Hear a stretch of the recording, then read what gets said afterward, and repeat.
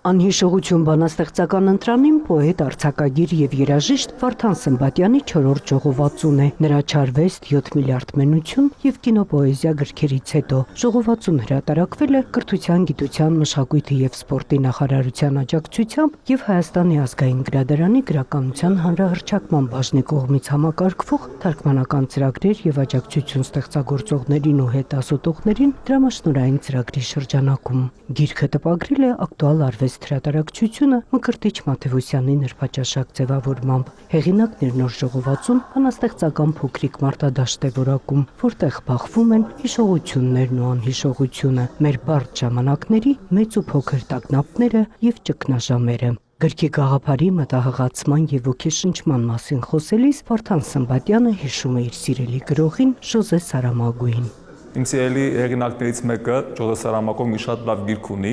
կոչվում է «Կուրություն»։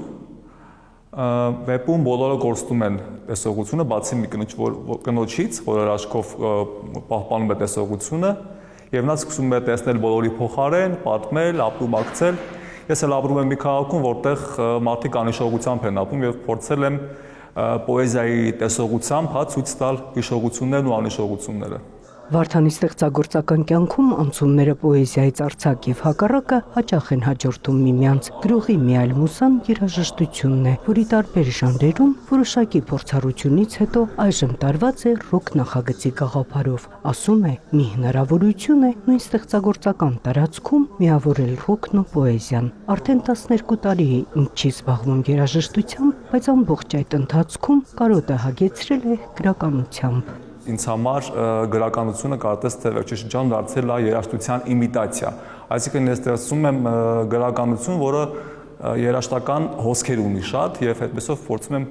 կոմպենսացնել այն բացը, որը կա էլի երաժշտության հանդեպ այդ կարոտը։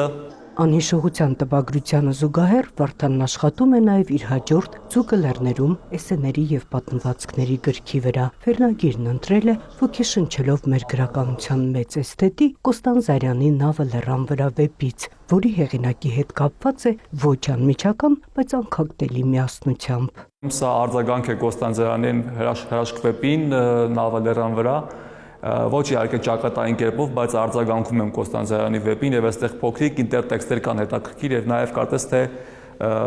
խոսում եմ եւ այդպես հետաքրքիր դիալոգ կա հեղինակի հետ։ Իր 5-րդ Ձուկը լեռներում գիրքը Վարդան Սմբատյանը ընթերցողի գնահատմանը կներկայացնի արդեն աշնանը։